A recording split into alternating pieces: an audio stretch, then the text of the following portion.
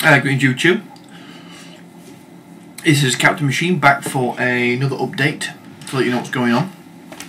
First things first, Newsbeat is dead and buried as a weekly thing.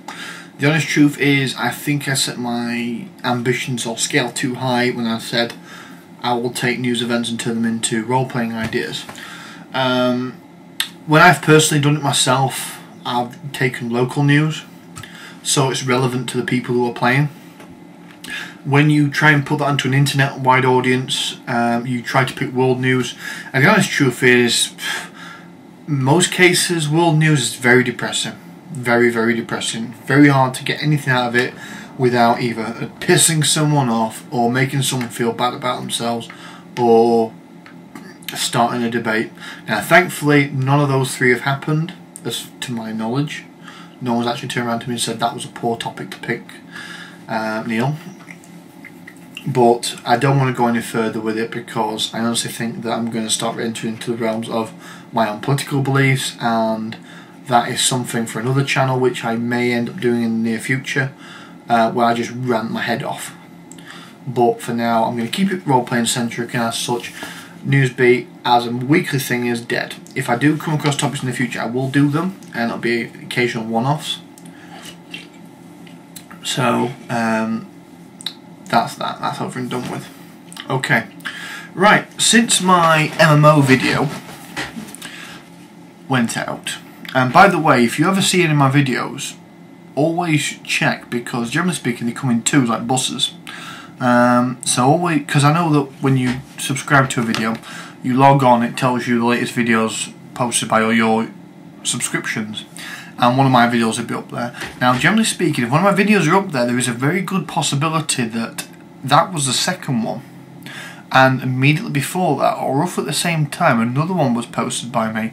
And generally speaking, the first one is always on with the least views. I think that's because people don't realise that you have to go into your... You have to actually physically visit the channel site to see the videos you're missing.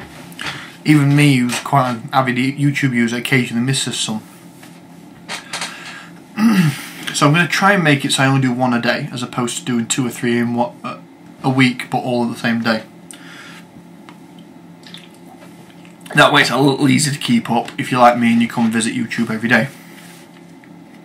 That being said, about 2 or 3 videos a week is about what the best I can manage, and I think I would be straining myself even more if I wasn't.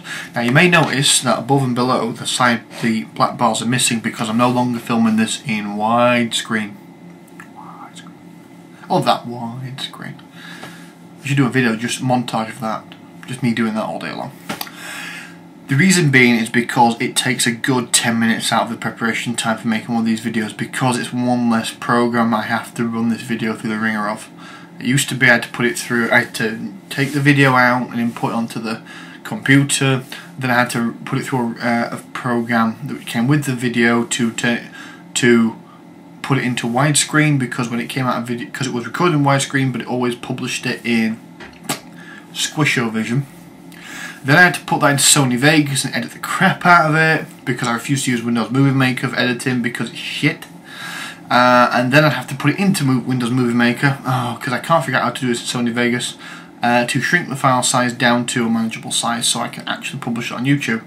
So by filming this in not so widescreen, I think it's a 3:4 ratio, I remove one of those programs from the equation, which means it knocks about 10 minutes on my prep time, which is 10 minutes I'd rather spend leveling my Pokemon up, but there you go.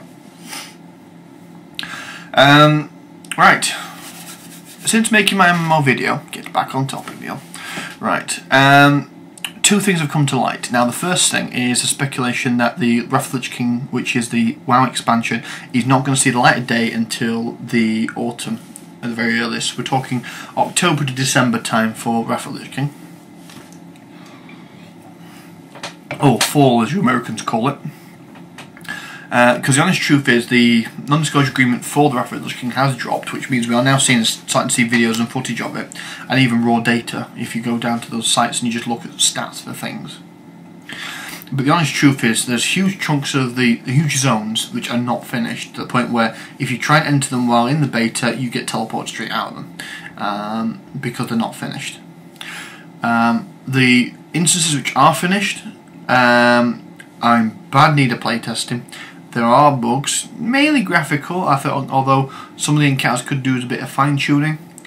None of the treasure tables have been done whatsoever. All the bosses at the moment are just dropping leather and chain for shamans and druids, that's it.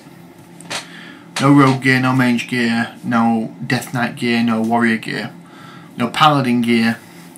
A lot of people are crying about the 51-point talents because they're not very good. I mean, the one that the Holy Priest get, which is what I play at the moment, is crap. Honest truth, it's crap.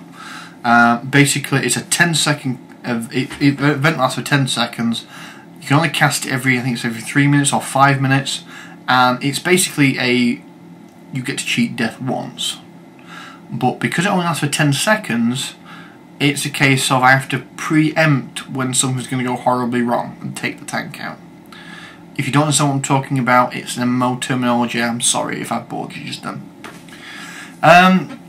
So that doesn't look like it's going to get finished anytime soon, which means that September deadline, which is basically next month, is not happening.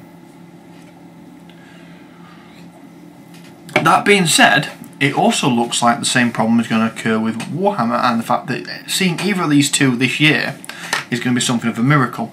Although, here's the exciting thing, and it's a bit of speculation by myself. I haven't actually gone to any forums to confirm this, but the Warhammer Online, which I'll post a link to in the sidebar, have just had a site maintenance, a really big one, which took their site out offline for a fair few hours. I think it was a day, in fact, it went down for. Followed immediately by, which could indicate they were expecting maybe they're just tweaking things a bit, but it could be they're prepping for more traffic. Another thing which is quite interesting is they have released the minimum specs required to actually run the game, which at this moment in time is being kept a very closely guarded secret. And finally, they have delayed putting out this month's newsletter, and they said they're going to release it tomorrow. I think it's tomorrow, because it said at the beginning of the week. I'm filming this on Sunday. Hopefully I'll get it up before Monday, although it could be a couple of minutes past midnight on Monday morning when it finally gets on the internet.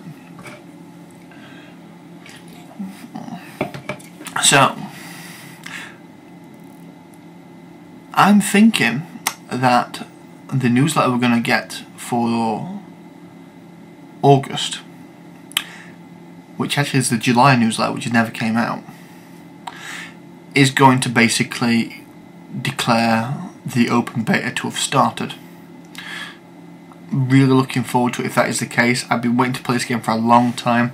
I did say in my last video I was going to play Order. After speaking to all my friends, they all want to play Destruction, so I'll be playing a Dark Elf Mage called Weathermays, which is the name that I always use because it's based after the Weathermays family that runs Mordentshire, or Mordent actually, and Mordentshire, which is one of the domains in Ravenloft, because I'm a huge fanboy when it comes to that sort of thing.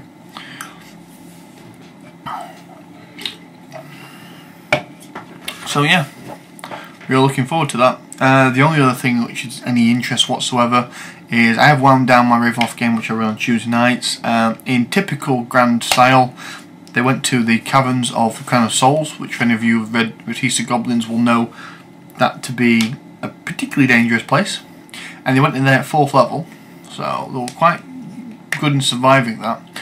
And at the end of it, when they got the Crown of Souls, one of them poked it in his head, it whispered to him dark secrets and said, "I can turn one of your friends into a mighty primal warrior," and he thought, "Oh, that must mean barbarian," and plonked it on someone's head and cast an incantation which he magically knew, and it turned that person into a goblin, which is effectively character death because your soul is consumed completely, and the person in question failed their power check automatically, which means they are now one of the 6 steps required to be their own Dark Lord.